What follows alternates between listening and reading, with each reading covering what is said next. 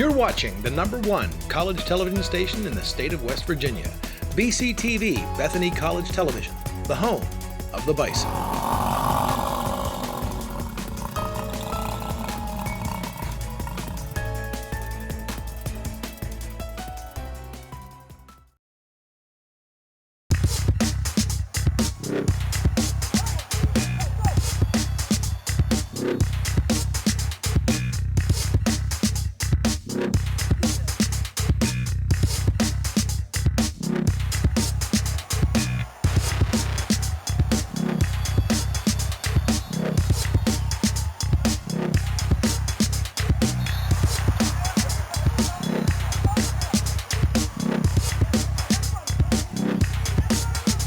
Good evening, ladies and gentlemen, and welcome back to another episode of Bison Roundup. It's actually our spring break episode. Yes, the best one. I like your shirt. I like your hat a lot. Thanks. Kind of takes me back to my childhood. Yeah, you know, I was trying to catch them all, and I did. You know, their 20th anniversary was just the other day, so it fits the theme perfectly. But I got to take my glasses off because it's a little dark in here. Yeah. It's a little dark in here. Let's jump right into it. Men's basketball, women's basketball, track, and then we have a baseball guest coming into the show today. Yes. So let's start with women's basketball. Last Monday, they lost to to St. Vincent. Thomas More won, by the way, PAC title. I didn't know if you were sure. Why does that not surprise me? The men on the men's side, the St. Vincent Bearcats won for the fourth time. But the women lost to St. Vincent in the play-in game, 67-52, and that pretty much wrapped up the season. So we caught up with Coach Upton, and this is what she had to say. Well, St. Vincent's a very, very strong opponent. They've got a great history, been very, very competitive, have been in the championship game for the conference, in the last several years multiple times. They are just a tough program. We got lucky both times, I think, this season. I mean, we obviously influenced our own luck a little bit with the way that we played, but we beat them twice in the regular season. And that old saying where it's hard to beat a team 3 times in one season, that definitely became true on Monday night. It was at their gym. We've been through a rough second half of our conference schedule with, some of the things that have happened on our team, and we're unfortunately still trying to figure out who we were, and in February, that's not a good time to try to figure out who you are. And St. Vincent came out ready to play. Their post player went right at us, and they did the things that they needed to be successful on Monday. I'll tell you, the one positive out of this year is that the kids who finished the season are invested, and they are Bison, and they are there for each other, and they trust in the coaching staff. And we may not always agree, and we may not always like things that happen both on the court and decisions that get made, but these girls are understanding of the fact that this situation is family. So for me, that is a huge deal, in terms of where we're going to head into next year, that we know that the core of this group returning really cares about the program, really cares about each other, and really cares about getting better. And as Coach Upton said, they're on their way. They're going to be back. Yeah. We'll see next year. Young team, so still very young. I mean, they have a lot to prove in the future, and I think that with the youth and the talent that they do have, it's possible. Well, on the other side, on the men's side, the youth really showed up. Yes. Tuesday night, 69-60 victory against the Teal Tomcats, I think is what their name is. Pretty sure, yeah. So, Coach Hager, we caught up with Coach Hager right after the game. That's what he had to say about Teal. It was a tough game to get ready for. We had a couple of days to get ready, quick turnaround from our Saturday game against W&J. But, guys came in, practice ready to go. We had a game plan set. We split with them, had 2 good games against them during the regular season against Teal. So we had a couple games to kind of build off of and see what they did, get ready for them and everything. And I think guys came in, got prepared, had their minds right, and obviously came out with a win. And, Coach Hager, obviously, again, very excited, building off of his first playoff victory in his career. And then Thursday, unfortunately, you ran out of energy. I mean, you lost Liam Davis early. You fall to Thomas More, 68-62, who then inevitably falls to St. Vincent. Coach Hager, actually, we caught up with him this weekend. Very nice message. As he's calmed down after the game. We got a message from him about the fans. Yeah, we've been fortunate, especially our players' parents. They've traveled very well. this season. Been to a lot of games, down to Richmond, everything like that for a tournament, and especially in PAC play.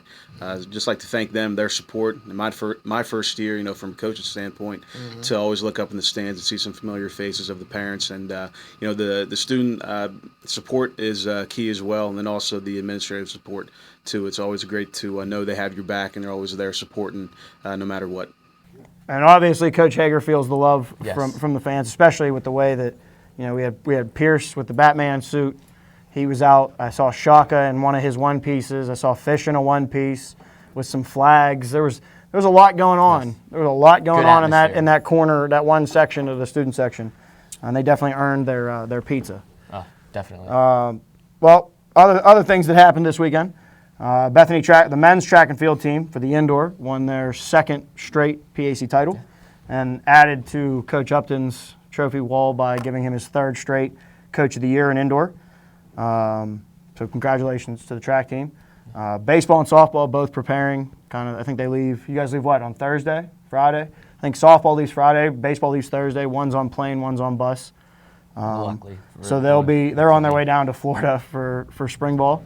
So what are your plans for spring break? I mean, I'm going to Colorado. Sightseeing. We're taking a drive. We're taking a drive across country. There's a couple of us going, pounding into a car. Bunch of Alpha Sigs pounding into a car. We're going to see what happens. We'll never see him again. Probably not. Hey, it's just a possibility. Listen, you're this close to graduation. You got to make sure you come back, though. If all else fails, I'll drop out and make soap. I've already come to terms with curling and soap as my future career. That's good. Sounds like a good spring break then. I hope you enjoy yourself. What are you doing? I actually think I'm going to go up to New York City, visit my brother, and we'll try to get in some little fun up there. Yeah, we won't see him ever We'll again. never see you again. I might just go straight to Wall Street now. Well, there you go. Hey, if you hit it big, remember. Remember me when your soap business skyrockets. Hey, everybody needs soap. Hey, you Don't can care what invest in anybody my says. company. There you go. And boom, bada bing, we're both rich. Our guest today is going to be a member of the baseball, senior member of the baseball team, Ryan Beasy. So actually, we're going to take a quick commercial break, and we'll be back for PTI so I can yell at you some more. Because for those of you that don't remember, last week, Pitt was going to beat Louisville at the Pete, and guess what? Pitt didn't beat Louisville at the Pete, folks. One last thing. But they did beat Duke. Yeah, they did beat Duke. That's okay. I'm not a Duke fan. I'm a North Carolina fan. So that's fine. I mean, then it's good for you. It makes me happy. Be happy. But you didn't win when you said you were going to win. Okay, I owe you a donut then. Whatever. We'll be back.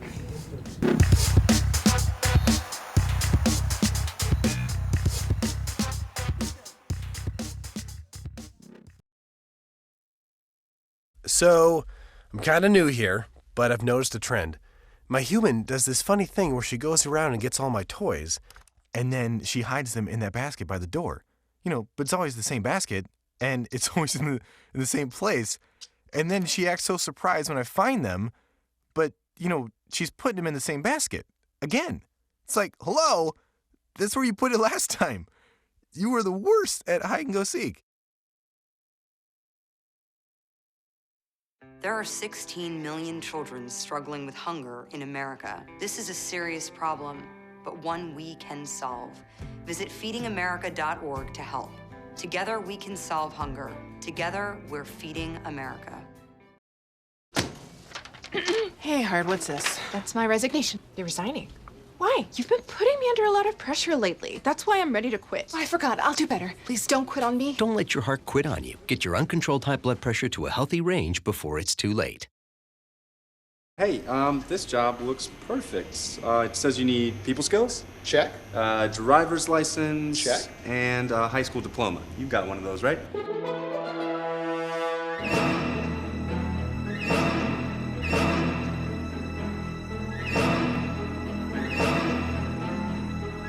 Skip the drama. Get your diploma. I got that. You are good to go. Take that first step towards a better future. Find free adult education classes at finishyourdiploma.org.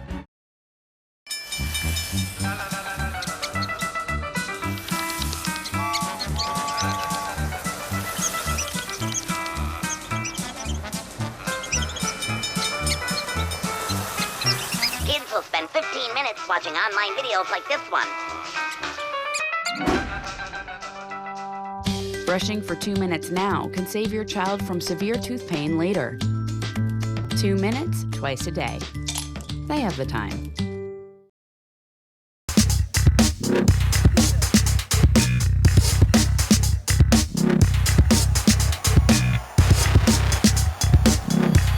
Welcome back, ladies and gentlemen. Best part of the show. It's time for the PTI segment. We're gonna jump. I'm jumping right into it. Okay, I'm ready. Let's go. You irritated me with that Louisville comment that they were hands down gonna win, and they didn't. So let's go. First question: Joey Bosa. His combine numbers were lack thereof. They weren't very impressive. Does this affect his draft stock? Personally, I have to say no. You know me. I hate Ohio State with a burning passion. There's not a team I hate more than Ohio State. But I do call a spade, and he was one of the top defensive players in the entire, not just draft, but in all of college football last year. If you look at his combine stats alone, they actually match up almost identical, other than 0.2 of a second in the 40-yard dash to J.J. Watt. Okay, I'm going to stop you there. First off, we're not going to compare a human to J.J. Watt, especially somebody who's never stepped foot on an NFL field, because they're not J.J. Watt. I know. Let's just everybody that's talking about J.J. Watt and Joey Bosa as if they're the same human being. They are not. Stop it. They're completely two different people. Secondly, he went out and claimed that he is the best player eligible to be drafted right now. 4.8, 640, 28 reps on bench, 32-inch vertical. I got a 32-inch vertical. Like, you're going to tell me this guy's still going to get drafted high? Oh, I think he'll be top 6 easily. Somebody takes him top 6. They're looking at another Jamarcus Russell. They're looking at another Davion Clowney. He's been injured. Yeah, he's been injured, but that's part of the risk you take getting into the NFL is if you either play or you get hurt. I just think Davion has gotten to training camp multiple years. He's gotten into preseason multiple years, and he hasn't been healthy. We haven't seen him in the regular season. Spent a bunch of money on him. They spent a bunch of money on him, and they didn't get nothing. I agree. You know who I expect to take somebody like Joey Bosa? The 49ers, because Chip Kelly's an idiot. He'll take anybody. Get it go! Moving on. Gerrit Cole's a little upset. Yeah. Before Saturday, he was making $500,000 for the 2016 season.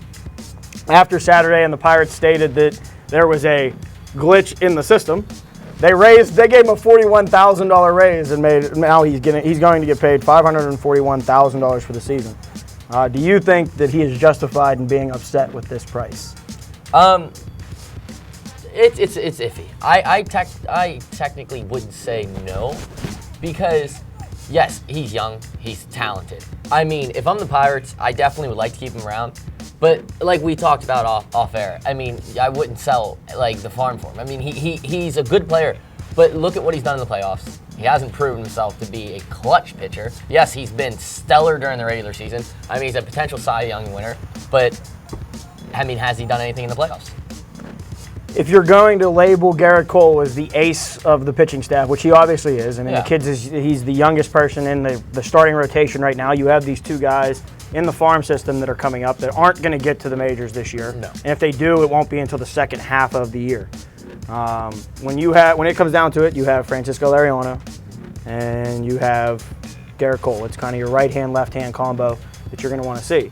The problem is Gerrit Cole knows he's worth more money, and he's got an agent that knows he's worth more money. Yes, he hasn't really produced in the playoffs, but granted, it was his second season. The first game they put him in the playoffs against Madison Bumgarner and the San Francisco Giants. They go on and win a World Series. And then, last year you run into Arrieta and the Cubs. They don't win the World Series, but they might as well this year. They're the team this year that's supposed to be. No, I mean it wasn't Cole, but then you had Wainwright. Yeah, throwing that in there too. Do I think that Gerrit Cole deserves more money? Yes. Do I think that he should be upset about it right now? Absolutely not. He should be worried about pitching. It's the same thing. He should take the same route that Andrew McCutchen took and show that I'm not going to let this bother me. Kind of just hit the. I'm going to let it go. Let your results talk. Moving on. This is probably the only thing we're going to agree on. Maybe you don't know. Apparently, we're comparing Damian Lillard to Steph Curry. Let's compare them over this season. Points per game. Steph's averaging 22.1. Lillard's averaging 21.1.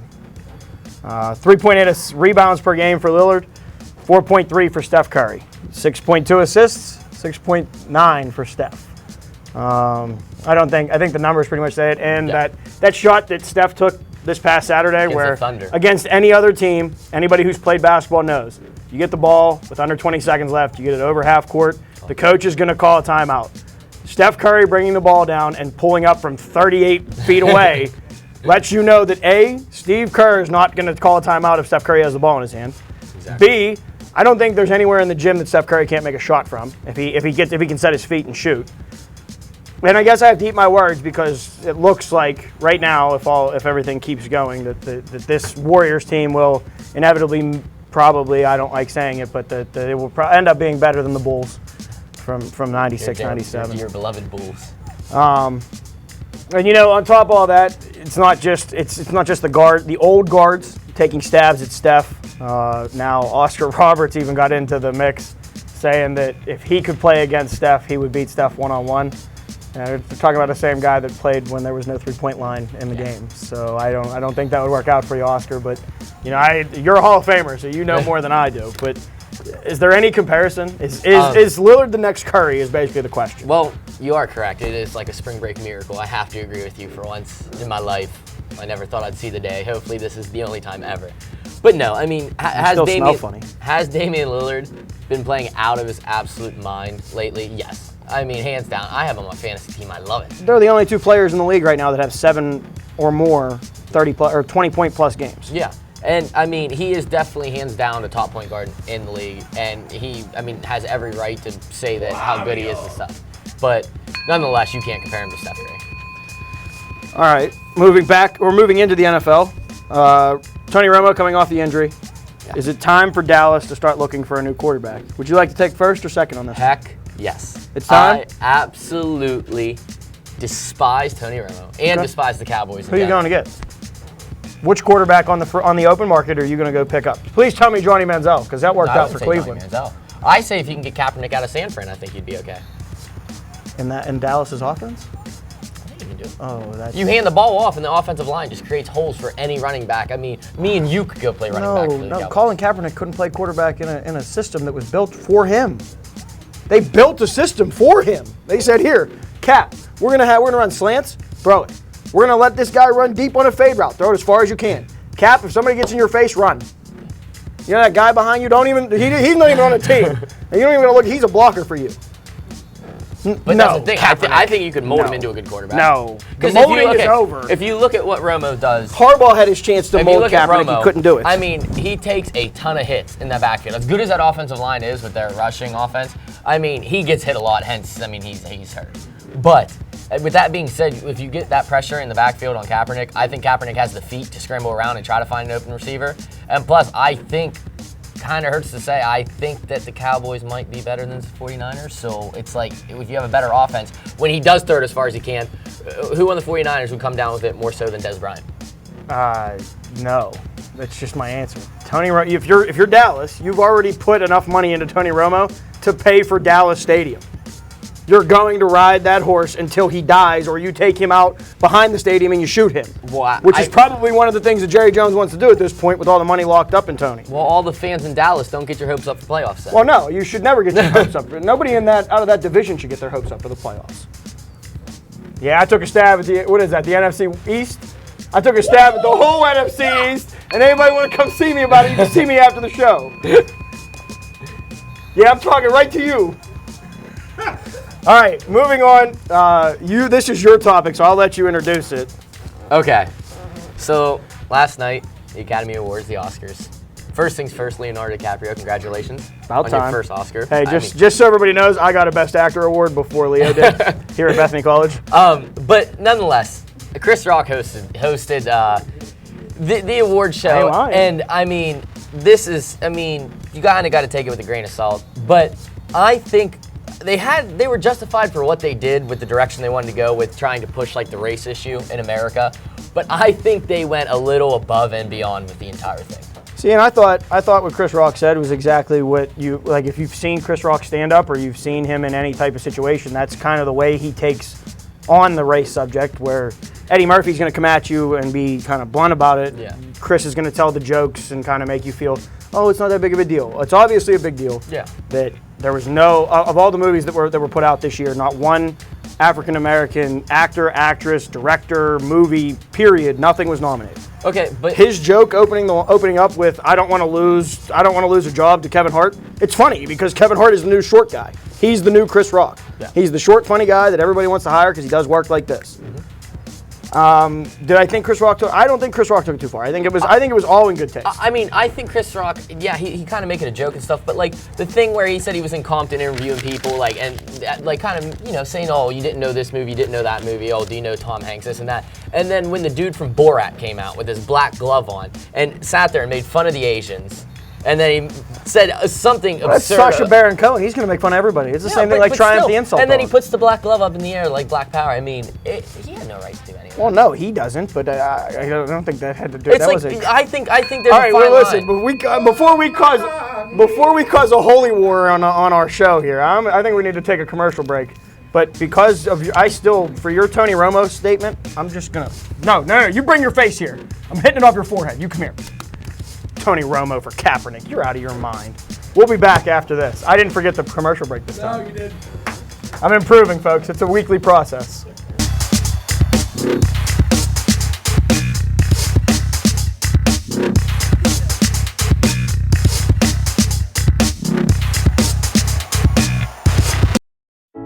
When I was 6, my mom had a stroke. I'm Paul George. Learn the signs of a stroke fast. F, face drooping. A, arm weakness.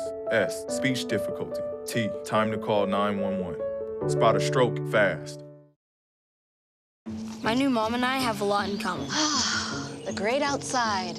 We both love the outdoors. It's so shiny. That's not a flower. We both love geology. Oh, look. An igneous one. That's not a rock. And she knows a lot about wildlife. A labradoodle. That's not a dog. Hanging out has been kind of fun. You don't have to be perfect to be a perfect parent. Thousands of kids in foster care will take you just as you are. The odds of winning 7 Grammy Awards? 1 in 1.4 million. The odds of having a child diagnosed with autism? 1 in 68. I'm Toni Braxton. Learn more at autismspeaks.org.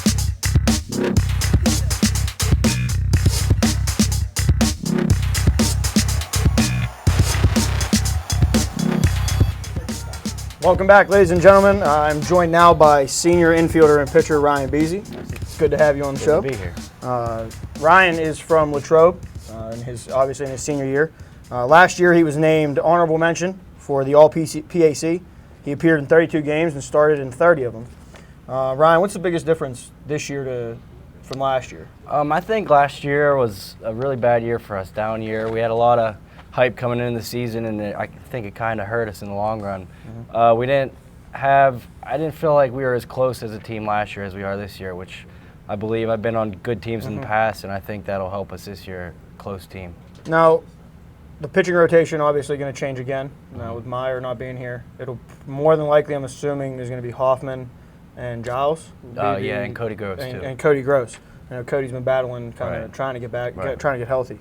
What do they bring that's kind of different than what you've been a part of here? Well, Joey Giles, as Cody Gross, has been kind of injured the last couple years, so teams in the pack don't really know what Joey is all about. But I think this year Joey's finally healthy, and he's ready to go. And Cody Gross, I haven't seen too many kids on this team pitch like Cody Gross when he's healthy, so hopefully he stays healthy.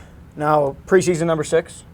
The last time you guys were in that part of the selection on the preseason side, you made the playoffs. It was 2 years ago. Talk about the experience that the seniors have from making that playoff trip and having to play the teams that you played on that little run. Right. 2 years ago, pretty much it was the same teams that's always around, W&J, Thomas More, and Waynesburg. And again, this year they're picked to be in the top 4 again. So I think what we can take back from 2 years ago is the hungriness of getting back there and trying to win a game as opposed to going 0-2 that year and trying to win this year. And I think a lot from last year with the down year makes everybody on our team that much hungrier for this year to get back to where we want to be. And obviously you leave Thursday. We were talking about that when we introduced that you were doing the interview. What do you expect kind of to go down to Florida? I mean, that's a true test of where you guys are going to be. Right.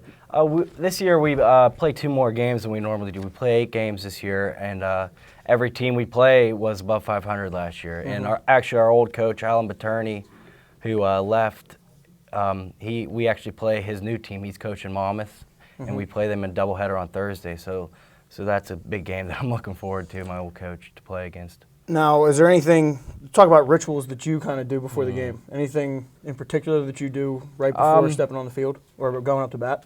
Honestly, I pray.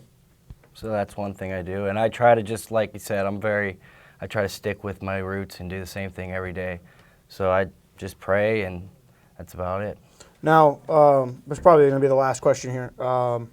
You guys had like you said, you had the down year last year, but at times the bats were there. When the bats were there, the pitching wasn't there, and when the pitching was there, the bats weren't there. Do you see a difference this year in this year's team? I think our pitching staff this year, without Meyer and without Zach Edmiston, is still, I think, better than what it was last year. We have a lot of kids that are hungry and want to win, and I think our bats. No, we lost a lot in Derek Miller and Cole Cagle even, but I think a person like Zach Schlatter and Zach Miller is really looking really good this year. And he had a maybe down year last year, but compared to his freshman year. Compared to his freshman year. Not even saying that Zach. It's hard to keep up where he was his freshman year, and then last year it wasn't a down year; it was moving position. And you have to replace Lido, and that's a hard guy to replace. Exactly, and Zach Miller is one of the best baseball players I've ever played with, and I've played with phenomenal baseball players. So I think this year we got good things coming, I think. All right, well, Ryan, we want to thank you for being on the show. Normally we would have you sign something, but I don't have a baseball present, and I'm not going to make you sign a basketball because I feel like it's kind of goofy. But thank you for stopping by. Good luck in Florida. Thank you. And we'll hopefully have you back on later on talking about more winning games. Right. But we'll be right back after this.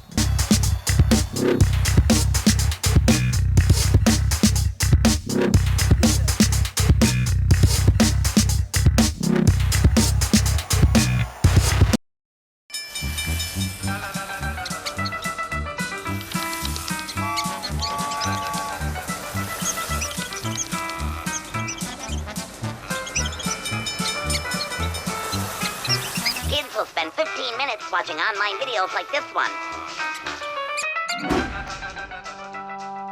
Brushing for 2 minutes now can save your child from severe tooth pain later. 2 minutes, twice a day. They have the time.